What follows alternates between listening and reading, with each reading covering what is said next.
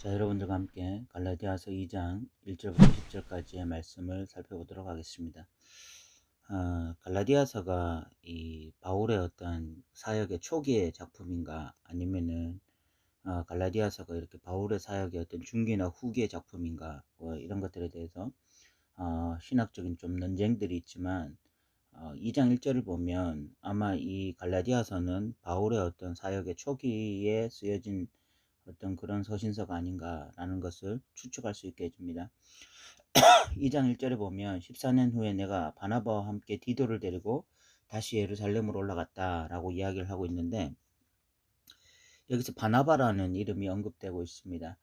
이 바나바는 사도 바울이 1차 전도여행 중에 함께 했던 사람인데, 이 사람은 그 마가의 문제로 인해서 2차 전도여행 때부터는 갈라지게 되어지죠. 그래서 바나바는 마가를 데리고 2차 전도여행을 가게 되어지고, 바울은 실라라는 사람과 2차 전도여행을 가게 되어집니다. 그러니까 바울이 바나바와 주로 활동했던 시기는 그 1차 전도여행밖에 없기 때문에, 바나바가 지금 이 바울이 바나바에 대해서 언급하고 있다는 것은 아마 사도 바울의 어떤 1차 전도여행 중에 일어났던 일들 중에 하나일 수 있어요. 그러니까 바울의 어떤 초기 사역 가운데에 쓰여진 작품이 이 갈라디아서가 아닐까, 이렇게 추측해 볼 수 있는 것입니다. 사도 바울은 14년 후에 내가 바나바와 디도를 데리고 예루살렘에 다시 올라갔다라는 표현을 쓰고 있습니다. 이 14년이라는 것이 사도 바울이 회심하고 그 3년이 지난 이후에 14년을 의미하는 것인지, 아니면 그 습까지 다 포함해서 14년까지인지는 정확하게 알지 못합니다. 어쨌든 바나바와 디도를 데리고 예루살렘에 갔는데, 올라갈 때 그냥 임의로 올라간 것이 아니라 계시를 따라 올라갔다라고 2절에 말을 하고 있습니다. 그러니까 이 사도 바울의 이 행보라고 하는 것이 철저하게 하나님의 뜻에 의한 행보라는 것을 우리는 알 수 있게 되어집니다. 우리가 이 자칫 잘못하면은요, 우리 임의로 살아갈 수 있게 되어집니다. 여러분, 우리의 하루가 자칫 잘못하면 그냥 어떤 하나님의 뜻 가운데 있는 것이 아니라, 그냥 우리가 어떤 우리의 삶에 일어나는 현상들을 바라보고, 아니면 너무나 익숙한 삶에 어떤 취해서 그냥 아무 생각 없이 하루를 보낼 수가 있고, 그런 하루가 일주일이 되면 그냥 일주일을 그렇게 보내는 거죠. 또 그런 하루가 한 달이 되면 또 한 달을 그렇게 보내는 거고, 그런 하루가 1년이 되면 1년을 그냥 보내는 거죠. 그러니까 우리의 임의로 그냥 우리의 뜻을 따라서, 또는 우리의 삶에 일어나는 여러 가지 현상들을 따라서 그냥 살아갈 수도 있는데, 사도 바울은 어떤 계시를 따라서 사는 삶이었습니다. 하나님이 자신에게 보여주시는 말씀을 따라서 사는 삶이었어요. 이것이 진정한 어떤 그리스도인의 삶이다라고 우리가 좀 생각할 수 있을 것 같습니다. 그래서 우리가 매일 말씀을 묵상하고 어떤 말씀을 가까이 해야 하는 이유는, 결국 우리가 계시를 따라 살기 위한 것입니다. 우리가 우리의 임의로 살고자 하는 것이 아니라 계시를 따라서 살기를 원한다면 이렇게 말씀을 가까이 하는 삶을 살아야 될 것 같고요. 계시를 따라 올라가 내가 이방 가운데서 전파하는 복음, 자신이 지금 전하고 있는, 이방인들에게 전하고 있는 복음을 그 유대인들을, 그 유적자들에게, 그들에게 제시하되 유력자들에게 사사로이 한 것은 내가 다름질하는 것이나 다름질하는 것이 헛되지 않게 하려 함이라. 유력자들이라고 하는 것은 그 예루살렘 교회의 핵심 인물들, 그런 자들에게도 이방인들에게 전하던 복음을 있는 그대로 전했다는 것입니다. 그렇게 한 이유, 그 사사로이 전했다라는 것은 있는 그대로 전했다라는 말인데, 그렇게 전할 수 있었던 것은 그 이방인들에게 전하는 복음이 전혀 문제가 없었기 때문에, 거리낌이 없었기 때문에, 그렇기 때문에 예루살렘, 이 복음의 중심지라고 하는 이 예루살렘에 와서 그 복음의 중심지의 역할을 하고 있는, 중심 역할을 하고 있는 사람들에게도 담대하게 똑같이 전할 수 있었다, 그런 이야기를 하고 있는 것이죠. 사도 바울이 지금 이런 이야기를 하고 있는 이유는, 갈라디아 교회에 전한 복음이 가짜 복음이 아니라, 잘못된 복음이 아니라, 다른 복음이 아니라 진짜 복음이고, 그 복음을 바로 예루살렘, 이 교회의 중심이라고 할 수 있는 예루살렘 교회에 가서도 담대하게 전했다라고 이야기를 하고 있는 것입니다. 그러면서 이 3, 4, 5절이 이 갈라디아서를 해석하는 정말 중요한 어떤 키 중에 하나입니다. 3, 4, 5절을 보면 그러나 나와 함께 있는 헬라인 디도까지도 억지로 할례를 받지 않게 하였으니 이는 가만히 들어온 거짓 형제들 때문이라. 그들이 가만히 들어온 것은 그리스도 예수 안에서 우리가 가진 자유를 엿보고 우리를 종으로 삼고자 함이로되 그들에게 우리가 한시도 복종하지 아니하였으니 이는 복음의 진리가 항상 너희 가운데 있게 하려 함이라 라고 이야기하고 있습니다. 지금 이 3절부터 5절까지를 잘 해석하는 것이 이 갈라디아서를 바라보는 관점에 있어서 너무 중요한 것이 지금 할례 이야기를 하고 또 어떤 5절에 보면 복음의 진리가 항상 너희 가운데 있게 하려 함이라 이런 이야기를 해서 복음의 진리가 항상 있게 하기 위한 것 중에 하나가 이 할례 문제와 굉장히 밀접한 관련이 있고 이 할례 문제를 제대로 다루지 않으면 어떤 이 자유자가 아닌 그 복음 안에서 자유자가 되는 것이 아니라 오히려 종이 되는 것이고 복음의 진리가 우리 가운데 머물러 있지 않게 되어지는 이런 일이 일어날 수 있다는 걸 알 수가 있죠. 그래서 사도 바울은 이 할례를 받지 않았던 헬라인 디도, 이방인 디도를 억지로 할례를 받지 않게 하였습니다. 그것은 복음의 진리가 항상 그들 가운데 머물러 있게 하기 위함이었습니다. 그럼 도대체 이 할례라고 하는 것이 무엇이었기 때문에 사도 바울은 디도에게 할례를 행하지 않았는가를 우리가 생각해 봐야 되는데, 재밌는 것은 사도행전 16장에 보면은요, 바울이 이 디모데라고 하는 사람을 데리고 가서 할례를 행합니다. 16장 3절에 보면 바울이 그를 데리고 떠나고자 할세 그 지역에 있는 유대인들로 말미암아 그를 데려다가 할례를 행하니 이는 그 사람들이 그의 아버지는 헬라인 줄 알미니라 라고 이야기를 해서 바울이 사도행전에 보면은 할례를 행해요. 디모데를 데리고 가서 할례를 안 행했을 때 굉장히 독특한 일이죠.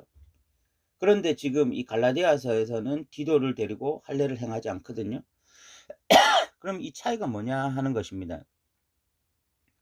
이 사도행전에서 할례를 행했던 이유는요, 그 지역에 있는 유대인들 때문인데 그 지역에 있는 유대인들이 할례를 안 행한 사람들을 불편하게 생각했어요. 그렇게 했을 때에 복음을 전하는데 장애물이 되었기 때문에 디모데에게 할례를 행한 것입니다. 그런데 지금 이 디도, 이 갈라디아 지역에서는 이 예루살렘 지역에서는 디도를 데리고 할례를 행하지 않아요. 그 이유가 뭐냐 하는 것입니다. 여기서 정말 중요한 하나의 키가 있습니다. 사도 바울은 할례를 행하느냐 안 행하느냐가 중요한 사람이 아닙니다.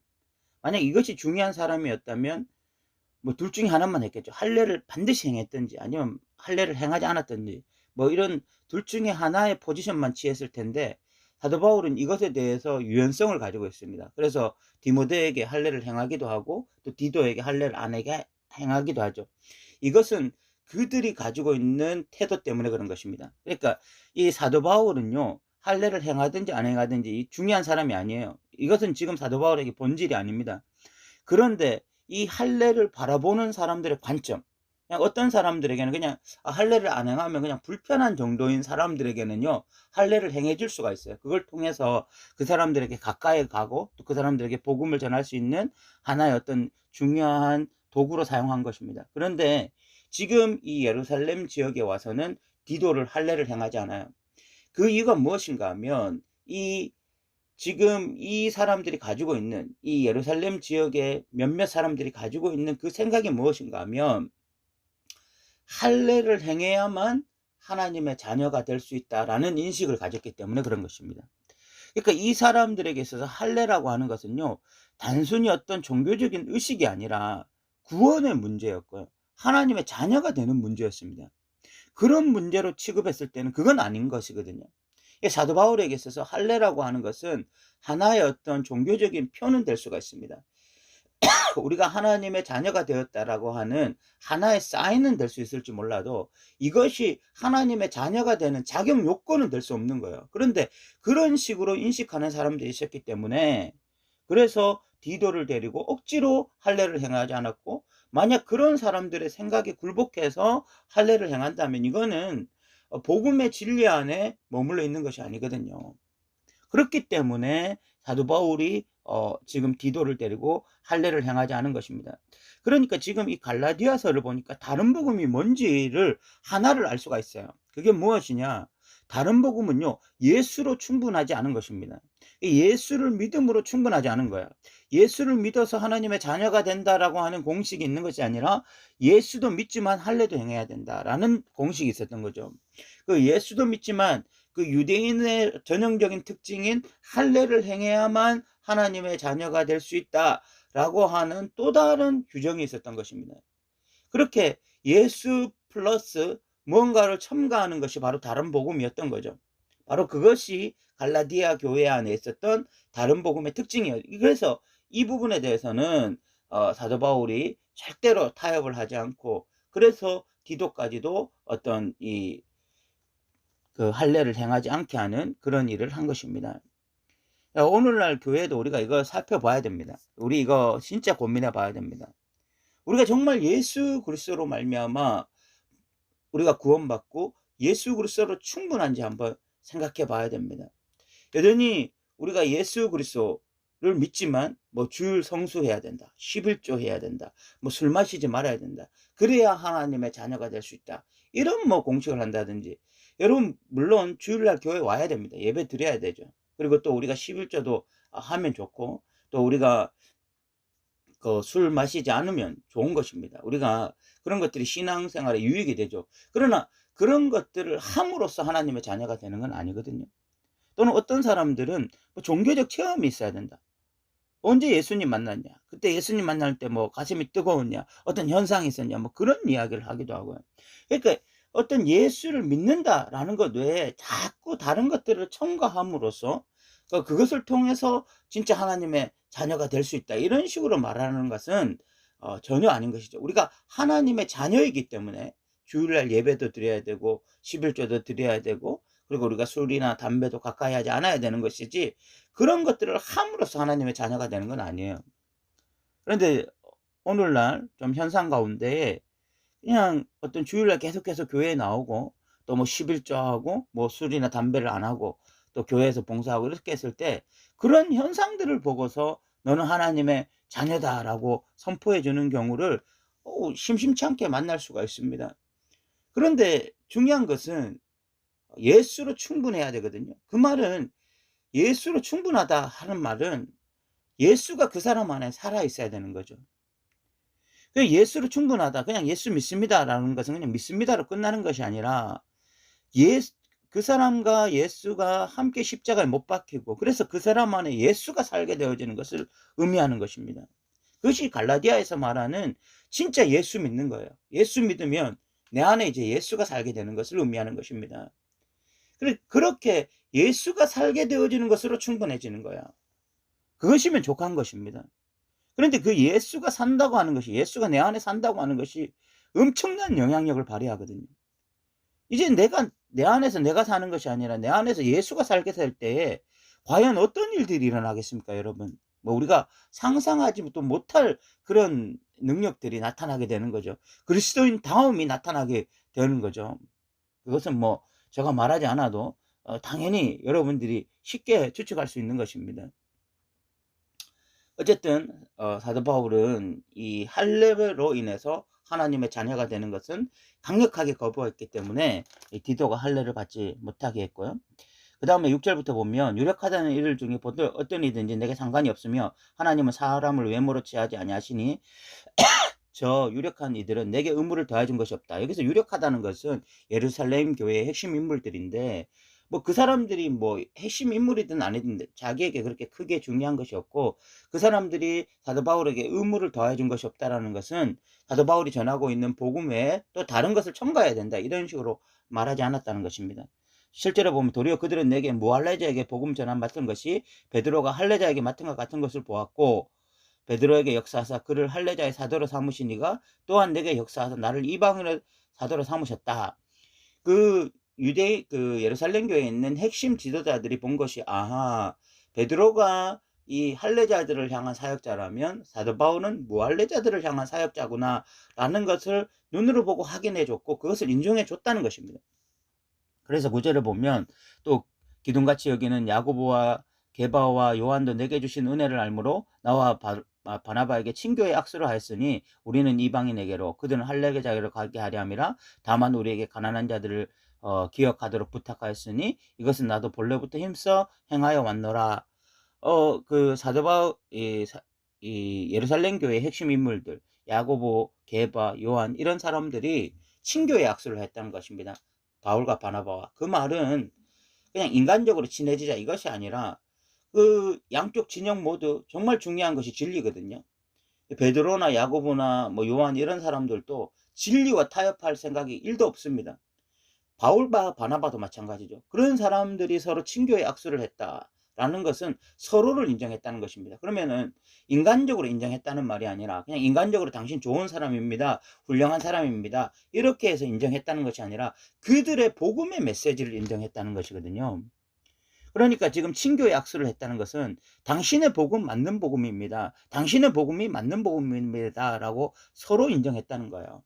이것을 통해서 사도 바울이 말하고자 하는 것이 뭐냐면 사도 바울은 실질적으로는 이런 유력한 자들로부터 인정받는 것이 대단히 중요한 사람은 아닙니다.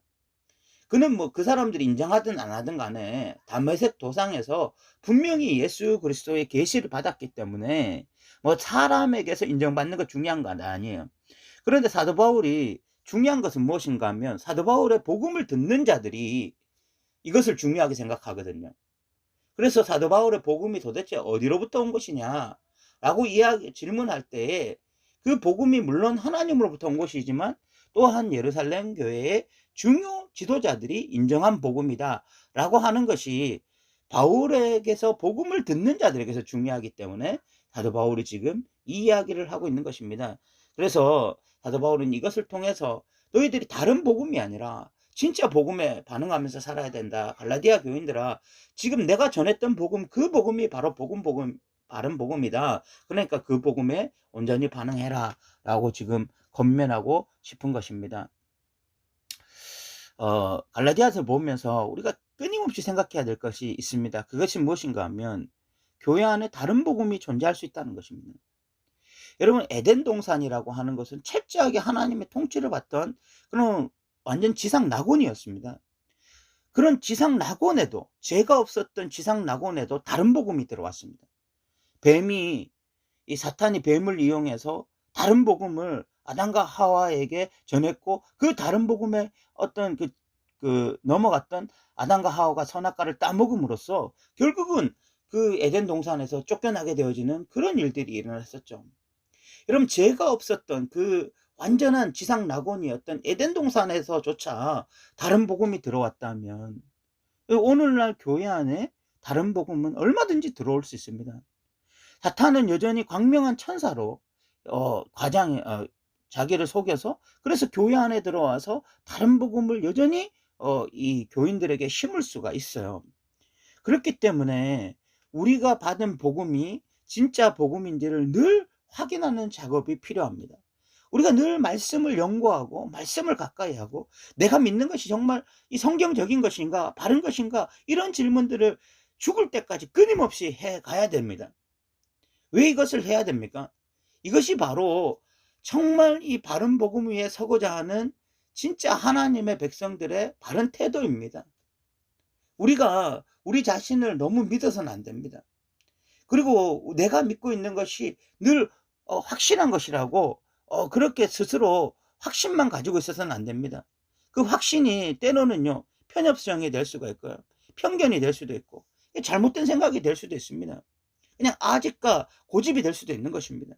그렇기 때문에 늘 말씀을 가까이 하고 그리고 말씀 연구를 게을리하지 아니하고 또 그렇게 진리를 가까이 하려고 몸부림치면서 무엇보다도 중심을 보시는 하나님, 그렇게 말씀 앞에 서 있기를 원하고 참된 복음 앞에 서 있기를 원하는 그 중심을 보시는 하나님 앞에서 그렇게 날마다 바른 복음 있게 서 있기를 몸부림치며 살아갈 때 하나님이 그 중심을 보시고 우리에게 늘 바른 복음 위에 설 수 있는 그런 은혜들을 더하여 주실 것입니다.